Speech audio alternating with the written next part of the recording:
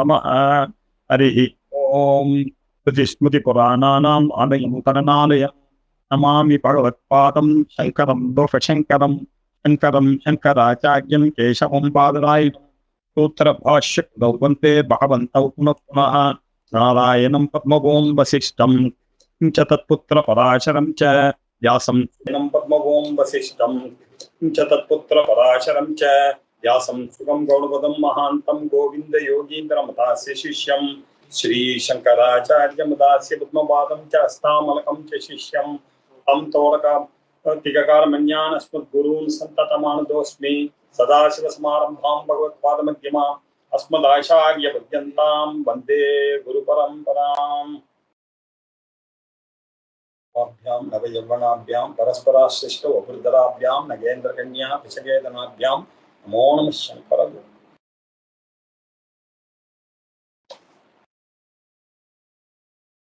இன்றைக்கு ஸ்ரீ மகா சிவராத்திரி மகிமை பத்தி பார்க்க போறோம். ஸ்ரீ மகா சிவராத்திரி அப்படின்னு சொல்றது வழக்கம். இந்த சிவராத்திரியை, அதனுடைய மகிமை, அதனுடைய பெருமை, அதனுடைய பிரபாவம், இதை பார்க்க போறோம். சிவராத்திரி அப்படின்னா என்ன அப்படின்னா, ராத்திரி அப்படின்னா என்ன அப்படின்றத முதல்ல பார்க்கணும். ராத்திரி அப்படின்னாக்கா என்ன அர்த்தம்? சாதாரணமாக நம்ம தெரிந்து கொள்ள வேண்டியது இரவு அப்படின்னு அர்த்தம். அதுக்கு சூரிய மண்டல அதர்ஷன யோக்கிய காலஹா ராத்திரிஹி அப்படின்னு லட்சணம்.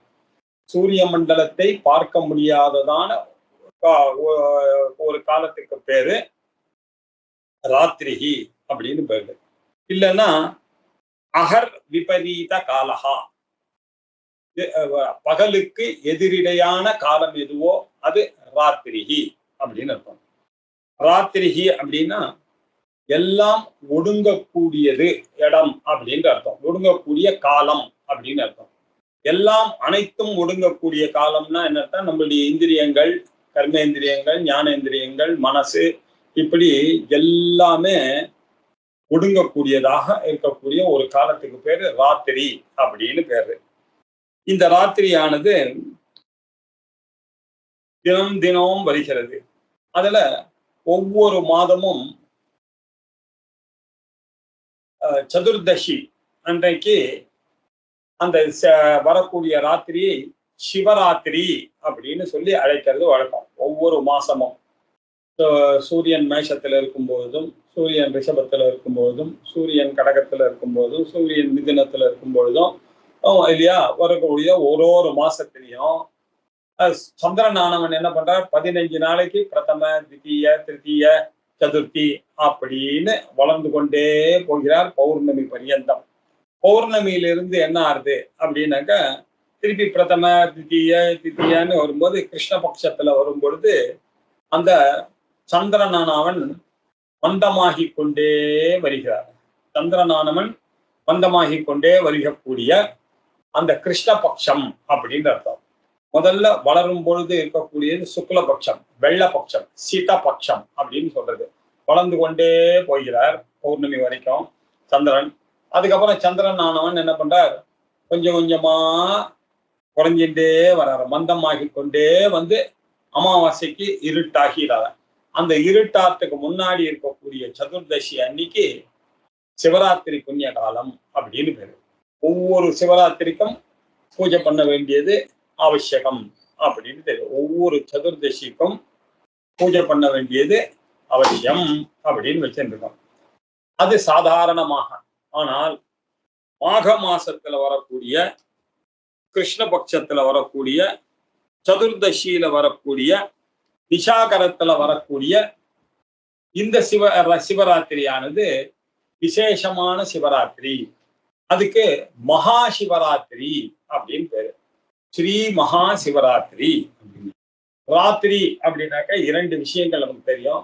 சிவராத்திரி ஒரு பூஜைக்குரியதான ஒரு காலம்னு தெரியும் நமக்கு. நவராத்திரி பூஜைக்குரியதான காலம். நவராத்திரி பூஜை 9 நாள் ராத்திரி பூஜை பண்ணுவதும் எப்படி இருக்கு அப்படின்னு சொன்னாக்க, இந்த நவராத்திரி வந்து இப்ப இல்ல 9 நாளும் பூஜை அம்பாளை பூஜை பண்ணாலும் கூட சிவனையும் சேர்த்துதான் பூஜை பண்றதுன்னு வரும். சிவசக்தியா யுக்தஹாசன். சிவன் சக்தியோட இருக்க மாதிரி தான் அங்கேயும் பண்ணுவான். அங்க சக்திக்கு பிரதானமாக பண்ணாலும் சிவனானவர், ஏன்னா சக்தி தனியா இயங்காதே, அது சிவனை ஆசிரியத்து இருக்கிற காரணத்தினால சிவனோட சேர்ந்துதான் 9 நாளும் பூஜை பண்றோம்.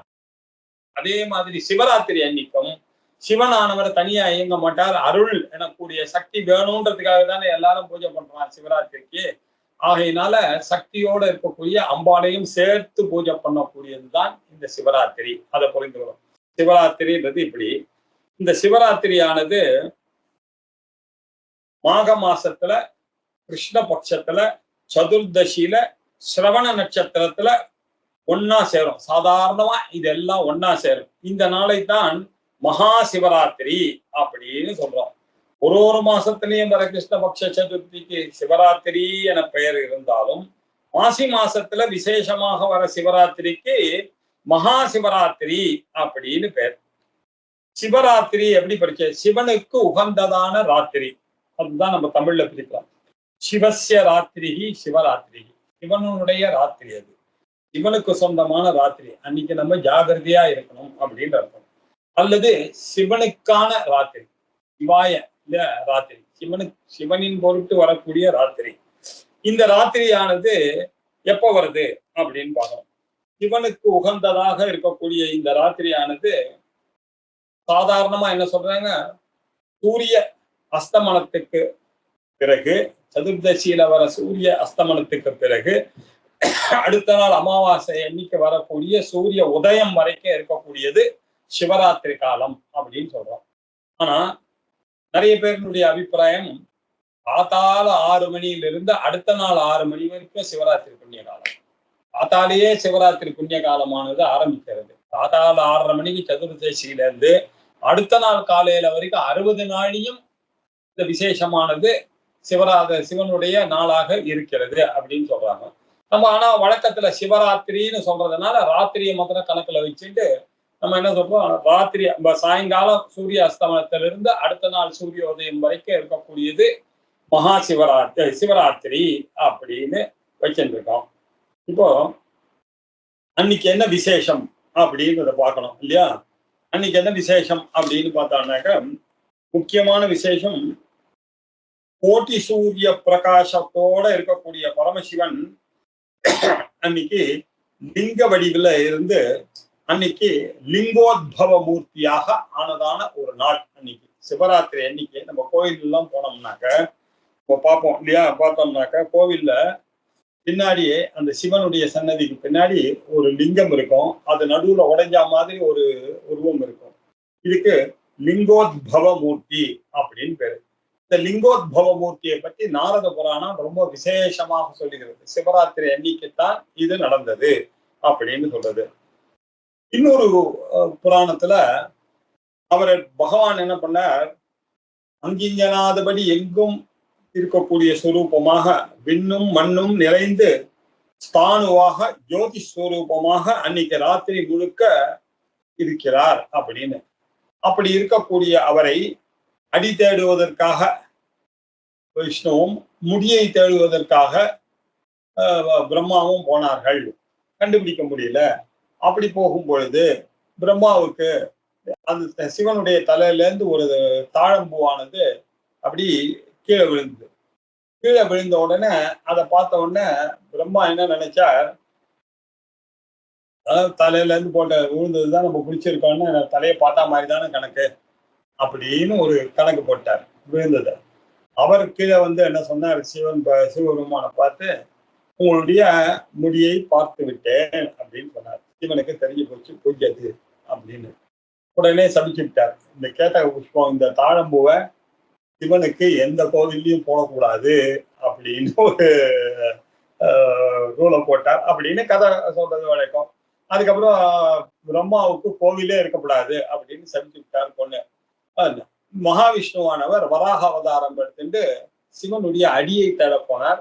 வந்து சொல்லிட்டார், உங்களுடைய அடியை காணவே முடியாது, உங்களுக்கு ஆதி அந்தமான சொரூபம் நீங்கள் என்பதை நான் புரிந்து கொண்டேன், உங்களுக்கு ஆதியும் இல்லை, மத்தியமும் இல்லை, அந்தமும் இல்லை அப்படின்னு அவர் சொல்லிவிட்டார். அதனால அவர் தப்பிச்சுட்டார்.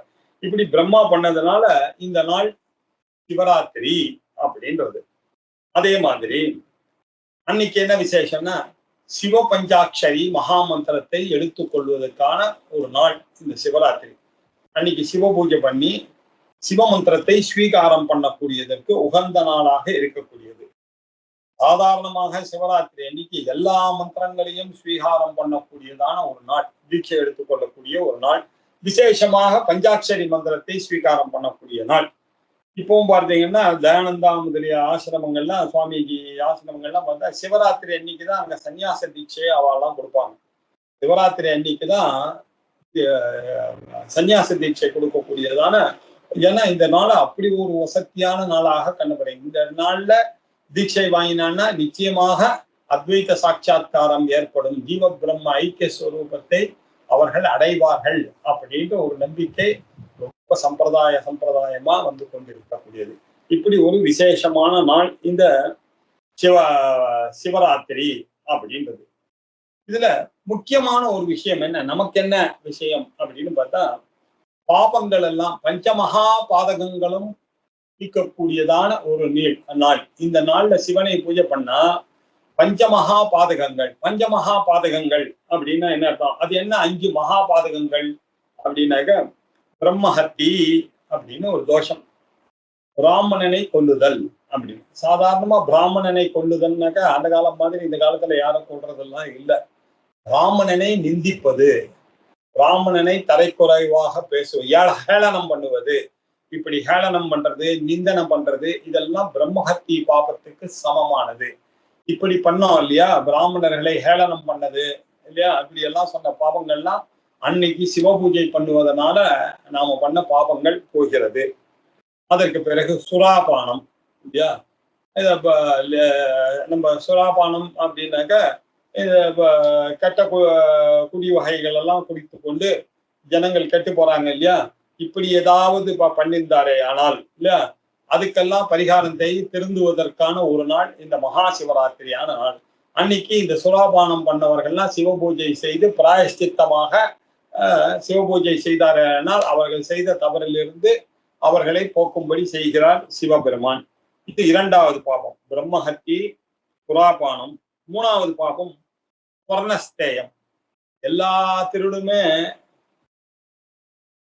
தப்புதான், நிந்திக்க வேண்டிய விஷயம்தான். ஆனா இந்த ஸ்வர்ணத்தை திருடுறதுன்றது பெரிய பாபமாக சொல்லி, ஸ்வர்ணத்தை ஒருத்தன் திருடிட்டான்னாக்க அவனுக்கு விடிமோட்சமே இல்லை அப்படின்னு சொல்லி மகா பாதகம் அது அப்படின்னு சொல்லியிருக்கு. அப்பேற்பட்ட மகா பாதகத்தையும் கூட போக்கடிக்க கூட வல்லமையாக இருக்கக்கூடியது இந்த சிவராத்திரி அன்னைக்கு பண்ணக்கூடிய சிவ பூஜை அப்படின்னு. இது 3வது பாவம். 4வது பாவம் குருதார கமனம் இல்லையா, அதெல்லாம் இந்த காலத்துல இல்லாத விஷயங்கள். குருவுடைய பெண்கள் கிட்ட தவறாக நடந்துக்கிறது இல்லையா, போற்றத்தக்க குருமார்களுடைய பெண்களிடமே போய் தன்னுடைய அசட்டுத்தனத்தை காண்பிக்கிறது அப்படின்றது பஞ்சமகா பாதகங்கள். இந்த பஞ்சமகா பாதகங்களுக்கெல்லாம் பிராயசித்தமே இல்லை, இருந்தாலும் ஒரு சான்ஸ் கொடுக்குறாரு பகவான். மகா சிவராத்திரி அன்னைக்கு இந்த பூஜை பண்ணா இந்த பாபமும் போகிறது. இப்போ பிரம்மஹத்தி பாபம் போறது, சுறாபானத்தினுடைய பாபம் போறது, அதுக்கப்புறம்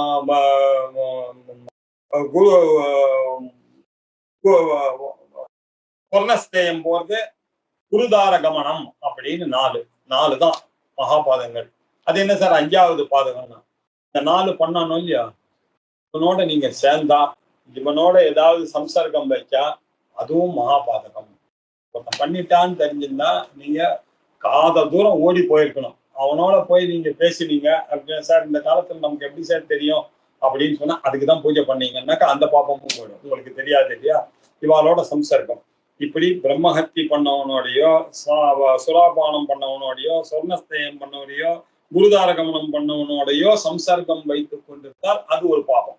ஆகையினால இந்த பஞ்சமகா பாபங்களையும் போகக்கூடியதான ஒரு ராத்திரி அப்படின்னு இந்த சிவராத்திரிக்கு இல்லையா, இந்த சிவனுக்கு இந்த பர்டிகுலர் ராத்திரி அன்னைக்கு யார் பூஜை செய்யறானோ அவரை காப்பாற்றக்கூடிய திறமை இருக்கிறது அப்படின்னு பாபத்தை போக்கக்கூடிய அந்த நாள் தான் சிவராத்திரி புண்ணிய காலம் அப்படின்னு சொல்றது இல்லையா. இந்த நடுநிசியில லிங்கோத்பவராக தோன்றினார் மகாலிங்கம் அப்படின்னு பார்த்தோம். மகாலிங்கம் சாதாரணமா பாருங்க, எல்லா தேவதைகளும் எப்படி தோன்றினார்கள் அப்படின்னு பார்த்தா, நீங்க இப்ப லலிதா சஹஸ்ரநாமத்துல பார்த்தோம்னா சிதக்னிகுண்ட சம்பூதா தேவகாரிய சமுத்யதா உத்யத்பானு சஹஸ்ராபா சதுர்பாக சம்விதா அப்படின்னு கொஞ்சம் கொஞ்சமா அப்படி அம்பாள் மேல வந்தா அம்பாளுடைய நெத்தியை பற்றிய வர்ணனை, திலகத்தை பற்றிய வர்ணனை, புருவத்தை பற்றிய வர்ணனை, கண்ணை பற்றிய வர்ணனை, இப்படிதான் வருது இல்லையா. எல்லா சாமியும் இதான் நம்ம பண்றோம். எல்லாம் உருவமாகத்தான் எல்லா சாமியும் வந்தது. ஆனா இந்த சிவபெருமான் மாத்திரம் பாருங்க உருவமா வரல, உருவம் இல்லாம லிங்க வடிவத்துலதான் அவர் வந்தார் அப்படின்றது. அது மாத்திரம் இல்ல, இந்த சிவராத்திரி அன்னைக்கு அந்த லிங்கமானது அப்படி வெடிச்சு லிங்கத்திலிருந்து உத்பவமான மூர்த்தியாக முழு மூர்த்தியாக வெளியில வந்தார். கொஞ்சமா வராம அப்படி வந்தார்.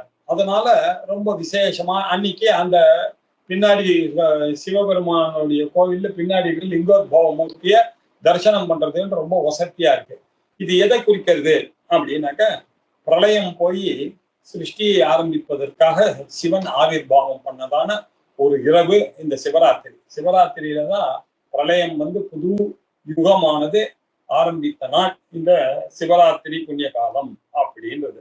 ஏன் அது மட்டும் இல்லாம இந்த சிவராத்திரியில ரொம்ப முக்கியமாக கருதப்பட வேண்டியது என்ன அப்படின்னு பாத்தீங்கன்னா, உபவாசம், பூஜை, ஜாகரணம், ராத்திரி மூச்சுன்னு இருக்கிறது.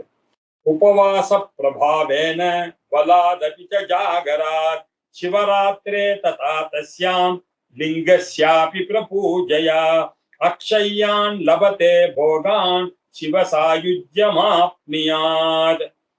சிவராத்திரி அன்னைக்கு உபவாசம் இருக்கிறது, சிவராத்திரி அன்னைக்கு ஜபம் பண்றது, பூஜை பண்றது, சிவராத்திரி அன்னைக்கு குளிச்சுட்டு இருக்கிறது, இந்த மூணுத்துக்குமான பலன் இன்னது என்று கணிக்கவே முடியாது. அப்பேற்பட்ட பலத்தை, அக்ஷயமான பலம் அன்னைக்கு நீங்க பண்ணீங்கன்னா அதனுடைய பலம் ஒரு நாளும் அந்த புண்ணியம் க்ஷீணமாகாத அளவுக்கு உங்களுக்கு நன்மையை கொடுத்து கொண்டே இருக்கக்கூடிய வல்லமை பெற்றதாக இருக்கு அப்படின்னு சொல்லியிருக்கு.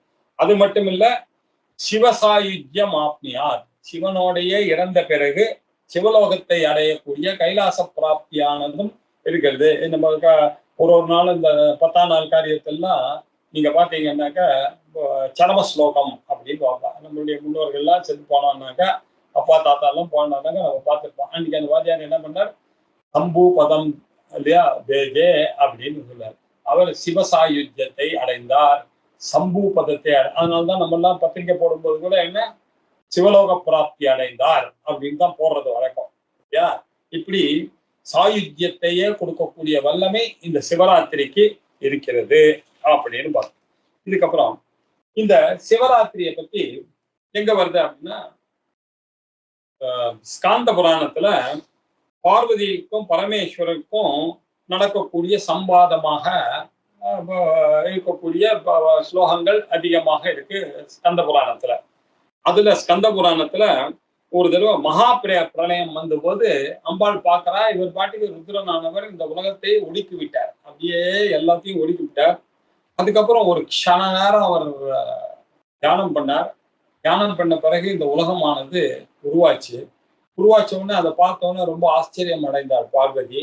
பார்த்தனே இந்த மாதிரி ஒரு க்ஷண நேரத்துல இந்த மாதிரி பண்ணீங்களே, இது என்ன விசேஷம் அப்படின்னு சொல்லும்போது, இன்னைக்கு என்னுடைய ராத்திரிமா சிவராத்திரி அல்லவா, இன்னைக்கு இது ஏற்பட்டது அப்படின்னாரு. எனக்கு ரொம்ப ஆசையா இருக்கு, சிவராத்திரியை பத்தி எனக்கு கொஞ்சம் சொல்லுங்களேன் அப்படின்னு ஆத்துக்காரரை ரொம்ப ஆசையாக கேட்டார்.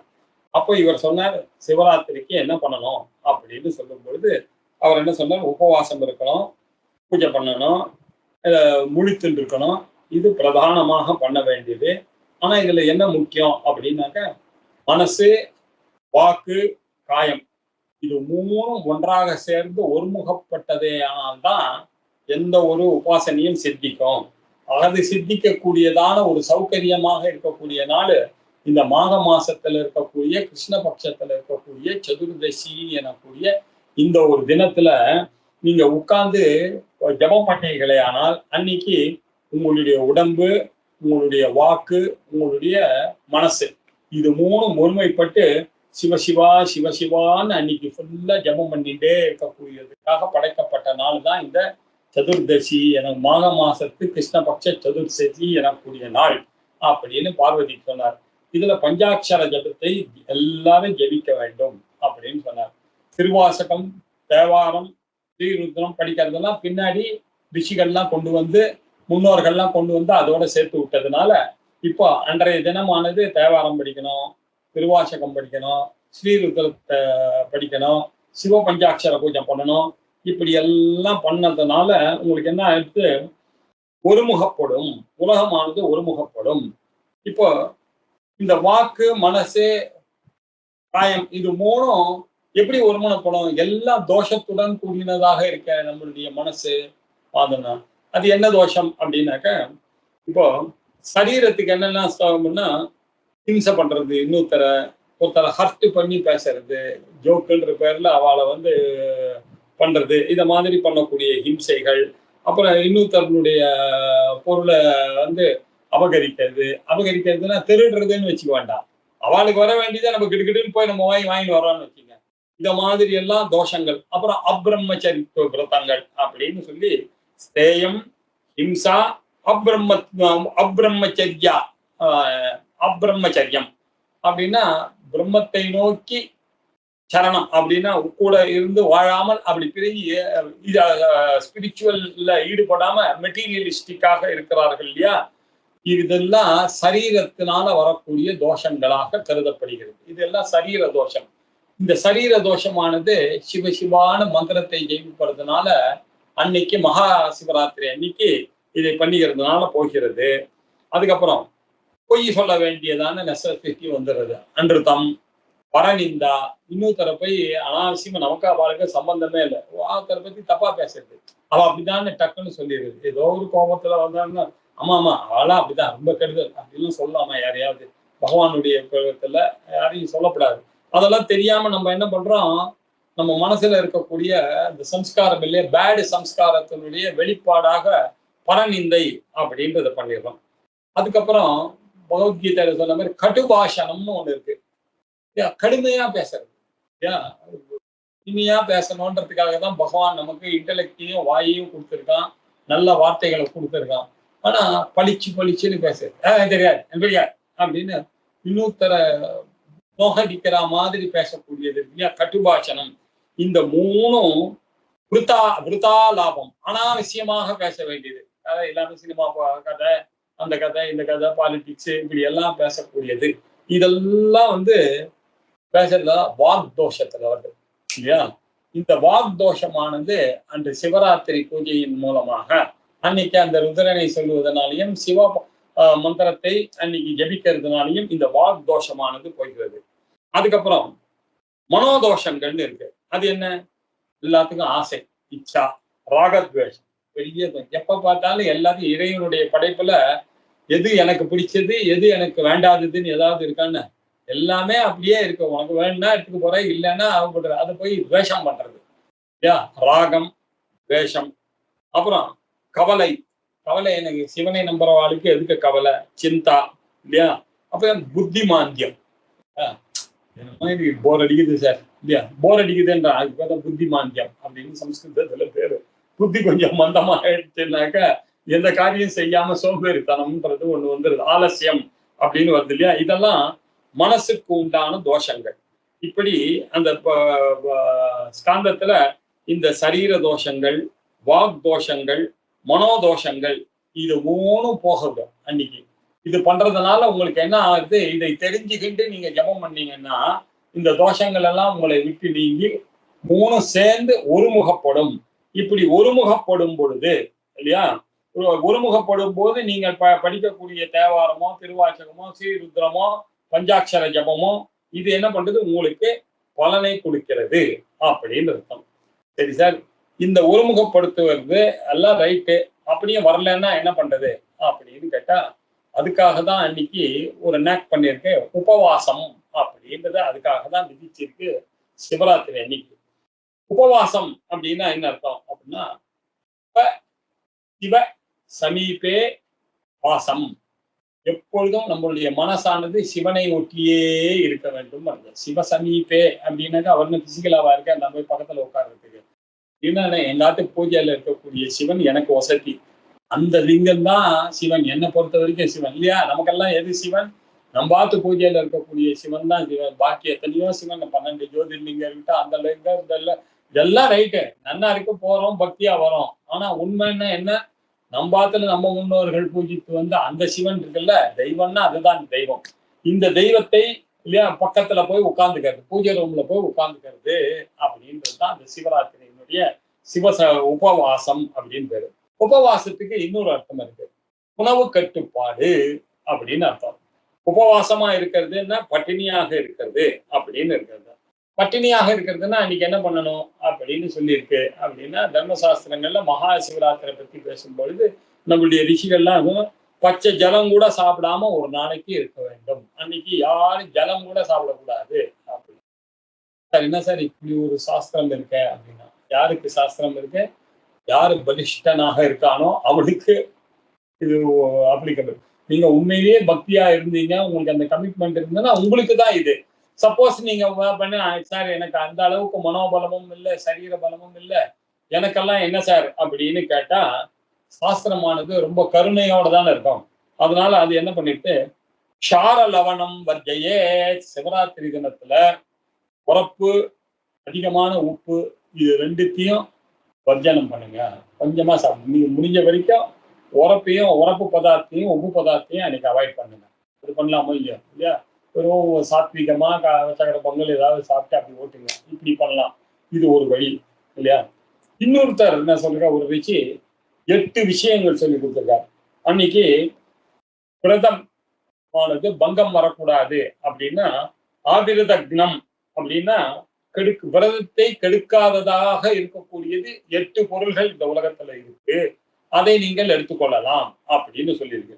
அது என்ன 8 பொருள்கள் அப்படின்னா, ஆபஹா, சிவராத்திரி அன்னைக்கு உங்களால முடியல, எதுவுமே சாப்பிடாம இருக்க முடியலன்னா தண்ணி குடிக்கலாம், தப்பில்லை. ஆபஹா. சரி, அடுத்தது பூமிக்கு அடியில விளக்கக்கூடிய கந்தனம் இல்லையா. கந்தம்னாக்க கிழங்கு அப்படின்னு அர்த்தம். பூமியில அடிக்க இருக்கக்கூடிய கிழங்கு ஏதாவது இருந்ததுன்னா, சக்கரவள்ளி கிழங்கு முதலியவைகள் எல்லாம் அன்னைக்கு அதை வேக வச்சு இல்லையா, அதை சாப்பிடலாம், அதுக்கு தோஷம் இல்லை அப்படின்னு. அப்புறம் கடலை மூலம், மூலம் அப்படின்னாக்கா கடலைன்னு அர்த்தம். கடலையை வறுத்து சாப்பிடலாம், அன்னைக்கு ஒன்றும் விரத பங்கம் ஏற்படாது. ஆனா இதெல்லாம் எப்படி செய்யணும்ன்றதுக்கு ஒரு கண்டிஷன் இருக்காது. ஒரு தடவை எடுத்துக்கலாம் பசிக்கும் போது, அதுக்காக 3-4 தடவை சாப்பிடுறேன்னு சொல்லக்கூடாது. ரொம்ப பசி முடியல, இன்னைக்கு ராத்திரி பூஜை பண்ணணும், நான் எனக்கு கொஞ்சம் வயிறு சரியா இருந்தாலும் சரி என்னால பூஜை பண்ண முடியாது, கொஞ்சம் கடலை சாப்பிடுங்க, கிழங்கு சாப்பிடுங்க, தப்பு ஒண்ணும் கிடையாது. அதுக்கப்புறம் நெய் எடுத்துக்கலாம், உடம்புல புஷ்டி வேணும். நெய்யை நீங்க பாத்தீங்கன்னா சட்டுன்னு ஒரு எனர்ஜி வந்துடும், நீங்க போட்டீங்கன்னாக்க இப்படி நெய்யை போட்டுக் கொள்ளலாம். அதுக்கப்புறம் ஆபஹா, கந்தம், மூலம், கிருதம், அதுக்கப்புறம் பசும்பால் இல்லையா, க்ஷீரம்னா பசும்பால். அந்த பசும்பால் நிவேதித்த பசும்பால் பகவானுக்கு நிவேதனம் பண்ணிட்டு, அந்த பசும்பாலை நீங்க வெறும பசும்பாலை வாங்கி காய்ச்சி உங்களுக்குன்னு சாப்பிடாம அதை ஒரு சாமிக்கு நிவேதனம் பண்ணிட்டு சாப்பிடலாம், ஒண்ணும் தப்பில்லை. நிவேதித்த பசும்பாலை சாப்பிடலாம். அதுக்கப்புறம் ஹவிஸ், நீங்க ஒரு ஹோமம் பண்றீங்க அன்னைக்கு அப்படின்னு வச்சிருந்தீங்கன்னா, அந்த ஹோமத்துல ஹவிஸ் போடும் பொழுது அந்த ஹவிசிய கொஞ்சம் எடுத்து வச்சுக்கலாம். எடுத்து வச்சுட்டு அந்த ஹவிசை சாப்பிடலாம், வயிறு ரொம்பறதுக்காக. இப்படி ஹவிசை சாப்பிடலாம். அப்புறம் இன்னொன்னு, மருந்து எதுவாக இருந்தாலும் சாப்பிடலாம். எந்த டாக்டர் கொடுத்த மருந்து அன்னைக்கு சிவராத்திரி அன்னைக்கு வர்ஜம் கிடையாது, தாராளமாக அந்த மருந்தை சாப்பிடலாம். அந்த மருந்துக்கு உண்டான அந்த பேரபர்னிலியோட சாப்பிடலாம், தப்பு கிடையாது இல்லையா. சில பேருக்கு பால் குடிச்சிட்டு தான் சாப்பிடணும், ஒரு ரூபா சாப்பிட்ட உடனே தான் சாப்பிடணும்னு இருந்தா ஓகே, அலவு, அன்னைக்கு அவளுக்கும் தோஷம் கிடையாது. அதுக்கப்புறம் 8வது குருவச்சனம் அப்படின்னா, இந்த இடத்துலதான் விசேஷமா சொல்ற, மந்திர உபதேசம் கொடுத்த ஆச்சாரியன் இருக்காரு, அவருடைய வச்சனம் தான் பிரமாணம். அவர்கிட்ட கேட்டுட்டு நீங்க அவர் என்ன சொல்றாரோ அது எது செய்தாலும் அது சிவனுக்கு பிரீத்தி. குரு வச்சனத்துல குரு சொல்றார், பரவாயில்ல நீ கொஞ்சம் சாப்பிடு, நான் சொல்றேன் ஒண்ணு கவலைப்படாத அப்படின்னு சொல்லி நீங்க சாப்பிட்டா அதுக்கு தோஷம் கிடையாது. ஆனா குரு கிட்ட பர்மிஷன் வாங்கிட்டு பண்ணணும். அது ஒண்ணு. இப்படி 8 விஷயங்கள். அதுல ஆபகா, கந்தம், மூலம், கிருதம், அப்புறம் க்ஷீரம், அப்புறம் ஹபிசு, ஔஷதம், குருவச்சனம் அப்படின்னு இந்த 8 விஷயங்களும் இருந்தது. ஆனால் பரவாயில்லை. ஆனால் உகந்ததுன்னு பார்த்தான்னாக்க என்ன அர்த்தம்? ஒண்ணு. இதுல இன்னொரு விஷயம், ராத்திரி மாத்திரம் இதெல்லாம் வருது. இதெல்லாம் எதுவா இருந்தாலும் 8 மணி 7 மணிக்குள்ள இதெல்லாத்தையும் முடிச்சுக்கணும். ராத்திரியில போய் இதை சாப்பிடவே கூடாது சிவராத்திரி அன்னைக்கு. அது ரொம்ப முக்கியம் அப்படின்னாரு. இப்போ பூஜை பார்க்கலாம். உபவாசத்தை பத்தி பார்க்கலாம். சிவனை எங்க உபவாசனம் பண்றது அப்படின்னாக்க, வீட்டுல இருக்கக்கூடிய சிவனுக்குத்தான் பிரதானம் அன்னைக்கு. அந்த வீட்டுலதான் சிவராத்திரி அன்னைக்கு எல்லா ராத்திரியும் இருக்கக்கூடிய லிங்கத்துல சிவனானவர் வந்து உட்கார்ந்துக்கிறார். அதனால ஆத்துல இருக்கக்கூடிய சிவனுக்கு அபிஷேகம் பண்றதுதான் ரொம்ப வசதியான விஷயம்.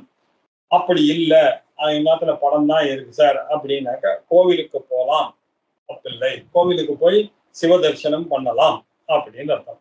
எப்படி சார் பூஜை பண்றது அப்படின்னாக்க, ஒரு நாள் அப்படின்றது 60 நாழி, ஒரு ராத்திரி என்பது 30 நாழியாக வச்சுக்கணும். 30 நாழியாக வைத்து கொண்டா சாயங்காலம் 6ல இருந்து காத்தால 6 வரைக்கும் அன்னன்னைக்கு கணக்கு திருக்கணிதப்படி எப்போ சதுர்தசி வருது, எப்போ வருது, இந்த கணக்கெல்லாம் வச்சிருந்தீங்கன்னா ஒரு நாள் 6:15 இருக்கும், 6:05 இருக்கும், 6:07 இருக்கும், அப்படி இருக்கும். சாதாரணையா 6ல இருந்து 9 வரைக்கும் இருக்கக்கூடியது ஒரு ஜாமம். ஒரு ஜாமம்னா 3 மணி நேரம். ஒரு ஜாமம்னா 3 மணி நேரம். இப்போ 6ல இருந்து 9 வரைக்கும் முதல் ஜாமம், 9ல இருந்து 12 வரைக்கும் 2வது ஜாமம், 12ல இருந்து 3வது வரைக்கும் 3வது ஜாமம், 3ல இருந்து 6வது வரைக்கும் 4 ஜாமம். 4 ஜாமமும் பூஜை பண்ண வேண்டியது அப்படின்னு இருக்கு. அதுலயும் அன்னைக்கு தூங்காம இருந்து 4 ஜாமமும் பூஜை பண்ணணும், சிவ பூஜை பண்ணணும் அப்படின்னு. சில ரிஷிகள் என்ன சொல்றாங்க, 4 ஜாமமா இல்ல 3 ஜாமகமாக பிரிக்கிறாங்க. 7:30 மணிக்கு ஆரம்பிச்சு காத்தால 4:30 மணிக்கு வச்சு அதை 3ஆ பிரிச்சு பூஜை பண்ணலாம் அப்படின்னு இதுலயும் ஒரு பட்சம் இருக்கு. சாதாரணமா 4 கால பூஜை. சாதாரணமா சிவராத்திரி அன்னைக்கு 4 கால பூஜை. சிவனுக்கு என்ன நைவேத்தியம் பண்ணா வசதி அப்படின்னா, சாஸ்திரத்துல இப்ப எங்கேயும் வழக்கத்துல இல்லை. ஆனா நமக்கு புஸ்தகத்துல இருந்து என்ன கிடைக்கிறதுனா, கத்திரிக்காய் சாதம் பண்ணி நைவேத்தியம் பண்றது ரொம்ப வசதி அப்படின்னு. சாதாரணமா கத்திரிக்காய் வர்ஜம், வெள்ளை கத்திரிக்காய் தான் வர்ஜம். வார்த்தாளம் இல்லையா, அது வார்த்தாளம்னு சொன்னாலே அது. ஆனா இந்த கருப்பு கலர்ல இருக்கு இல்லையா, இந்த இதுல சாதம் பண்ணி நைவேத்தியம் பண்றது ரொம்ப விசேஷம். சிவராத்திரிக்கு பண்ணிட்டு அடுத்த நாள் காத்தால சாப்பிடணும், வேற ஒண்ணும் இல்லை. விரதத்தை முடிஞ்சுட்டு இல்லையா, அது விசேஷம். அதுக்கப்புறம் பசும்பாலை நல்லா கொதிக்க விடணும். கொதிக்க விட்ட உடனே அதை நல்லா தளதலான்னு கொதிக்கும் பொழுது அதுல கொஞ்சோண்டு தயிரை சேர்க்கணும். தயிரை சேர்ந்த உடனே அதை நீங்க வடிகட்டினீங்கன்னா அதுல இந்த பன்னீர்ன்ற மாதிரி ஒண்ணு சொல்லுவாலே கட்டியா மேல வரும். அதுக்கு பேர் ஆமீக்ஷா அப்படின்னு பேர். ஆமீக்ஷா தான் சிவனுக்கு ரொம்ப பிடிச்சதான ஒரு நைவேத்தியம். இந்த ஆமீக்ஷாவை நைவேத்தியம் பண்றது அப்படின்றது ரொம்ப சரி. இதுல இன்னொன்னு, ஆமீக்ஷ நைவேத்தியம் பண்ணா, கத்திரிக்காய் நைவேத்தியம் பண்ணா பழங்கள் தான் நைவேத்தியம் பண்ணணும் அப்படின்னு இருக்கு. மிச்சதெல்லாம் எதுவும் நைவேத்தியம் பண்றது இல்லை இல்லையா. சில கோவில் எல்லாம் பாத்தீங்கன்னா, திருப்பெருந்துறை எல்லாம் பாத்தீங்கன்னாக்க பாவக்காய் சாதம் தான் நைவேத்தியம். அந்த பாவக்காய் சாதத்தையும் அங்க எப்படி பண்ணுவாங்க சிவனுக்கு அப்படின்னாக்கா, கருங்கல்லுல பாத்திரம் எதுவும் இல்லாம அதுல வச்சு நைவேத்தியம் பண்ணணும், ஆவி பறக்க நைவேத்தியம் பண்ணணும் அப்படின்னு ஒரு நியமங்கள்லாம் இருக்கு. அப்படி ஒரு கோவில்ல ஒரு ஸ்தல புராணத்துக்கு ஏற்ற மாதிரி இருக்கு. நம்ம சாதாரணமா என்ன பண்றோம், பழங்களை நைவேத்தியம் பண்றது இல்லைன்னா ஆத்துல பண்ண பால்ல நைவேத்தியம் பண்றது. இதுல இப்படி ஒரு விசேஷம். இப்படி சிவனுக்கு நைவேத்தியம் பண்றது அது மாத்திரம் ரொம்ப முக்கியமாக. பூஜை பண்ணோன்னா மறக்காம என்ன பண்ணோம், ஒரு சாமிக்கு ஒரு பிரதட்சணம். இந்த சிவ பிரதட்சணம் ரொம்ப முக்கியம், சிவ நமஸ்காரம் ரொம்ப முக்கியம். ருத்ரத்துல அந்த கடைசி அனுபவத்துல இருக்கக்கூடிய இப்ப 13 நமஸ்காரங்கள் பண்றது அப்படின்னு ஒரு வழக்கம். 13 முறை நமஸ்காரம் பண்ணணும் சிவபூஜை ஆன பிறகு. சிவபூஜை ஆன பிறகு நமஸ்காரம் பண்ணிவிட்டு அந்த சிவனை ஒரு தடவை பிரதட்சணம் பண்ற மாதிரி நம்ம நடுவுல வச்சு பூஜை பண்ணோம்னா அழகா. பிரதட்சணம்னா என்னன்னா யானி காணிச்ச பாப்பாணி ஜென்மாந்தர இதை இப்ப நான் போடும்போது எப்பொழுதுமே ரைட்ல தான் இருக்கும் சிவன். பிரதட்சணம்னு சொன்னாக்கா என்ன அர்த்தம்? இப்படி போகும்போதும் ரைட்ல இருக்கும், அப்படி போகும்போதும் ரைட்ல இருக்கும், அப்படி வரும்போதும் ரைட்ல இருக்கும், இப்படி வரும்போதும் ரைட்ல இருக்கும் இல்லையா? ஆனா அதுக்கு பேர் தான் பிரதட்சணம்னு பேரு. இந்த பிரதட்சணமானது எப்படி பண்ணணும் அப்படின்னா எப்பொழுதுமே விநாயக பூஜையா இருந்தா ஒரு பிரதட்சணம் தான். ஏன் நம்ம ஹோமத்தன்னைக்கு நிறைய எல்லாம் அந்த ஸ்லோகம் முடிகிற வரைக்கும் எல்லாம் பண்றோம். ஆனா தெரிந்து கொள்ள வேண்டியது இப்ப கோயிலுக்கு போனா இந்த ரூல். விநாயகர் கோயிலுக்கு போனா ஒரு முறை தான் பிரதட்சணம் இல்லையா? சூரியன் கோயிலுக்கு போனீங்கன்னா 2 தடவை பிரதட்சணம். சிவன் கோவிலுக்கு போனீங்கன்னா 3 பிரதட்சணம் பண்ணணும் அப்படின்னு. விஷ்ணு கோவிலுக்கு போனா 4 தடவை பண்ணணும். வைஷ்ணவெல்லாம் இப்ப கூட அதை மெயின்டைன் பண்ணாங்க. நீங்க பாத்தீங்கன்னா தெரியும். அவெல்லாம் 4 தடவை பிரதட்சணம் பண்ணாங்க. சிவன் கோவிலா இருந்தா 3, சூரியனா இருந்தா 2, விநாயகரா இருந்தா 1, அம்பாளா இருந்தா 5 அப்படின்னு சொல்லியிருக்கு. கேட்டா அரச மரமா இருந்ததுன்னா 7 அப்படின்னு ஒரு ஸ்பெஷல். அரச மரத்துக்கு 7 பிரதட்சணம் பண்ணணும். அரச மரத்துக்கு பாத்தீங்கன்னாக்க இப்படி பிரதட்சணம் ரொம்ப வசதியாக சொல்லியிருக்கு. சரி, இந்த சிவனுக்கு சிவனானவன் அபிஷேக பிரியன் அப்படின்னு பேரு. அபிஷேக பிரியா சிவஹா அப்படின்னு இருக்கிறதுனால சிவராத்திரி அன்னைக்கு பூஜை பண்ணும் பொழுது 11 திரவியங்களை வைத்துக் கொண்டு அபிஷேகம் பண்றது அப்படின்றது வழக்கம். 11 திரவியங்கள் அது என்ன அப்படின்னா பிரதமம் கந்த தைலஞ்ச, த்விதீயம் பஞ்சகவ்யகம், பஞ்சாமிருதம் திருத்தீயம் ஸ்யாத், கிருதஸ்நானம் சதுர்த்தகம், பஞ்சமம் பயசா ஸ்நானம், ததி ஸ்நானம் து ஷஷ்டகம், சப்தமம் மதுனா ஸ்நானம், இக்ஷுசாரம் அதாஷ்டமம், நவமம் பலசாரஞ்ச, தசமம் நாளிகேரகம், ஏகாதசம் கந்ததோயம், துவாதசம் தீர்த்தமுச்சதே அப்படின்னாரு. ஒரு அணுவாகத்துக்கு ஒரு திரவியம் அல்லது மகாநியாச பூர்வமாக பண்ணி 11 முறை சாமிக்கு அபிஷேகம் பண்ண வேண்டும். முதல்ல முழு ருத்ரமும் கந்த தைலத்தை வைத்துக் கொண்டு பண்ணணும். அதுக்கப்புறம் தித்தியம் பஞ்சகவ்யத்தை வைத்துக் கொண்டு பண்ணணும். வீட்டுல பண்ற ஒரு காலம் பண்றோம்னா ஒரு அணுவாகத்துக்கு ஒண்ணு. இதுல கந்த தைலம்னா என்ன அப்படின்னாக்க வாசனையோட இருக்கக்கூடிய ஒரு தைலத்தோட கொஞ்சம் சந்தனம் குந்தமும் வீட்டு எழுதி அதுல முதல்ல சிவனுக்கு அபிஷேகம் பண்ணணும். அதுக்கப்புறம் பஞ்சகவ்யம் அப்படின்னாக்க எல்லாருக்கும் தெரியும். அதுக்கு கணக்கெல்லாம் இருக்கு. பஞ்சகவ்ய சம்மேளனம்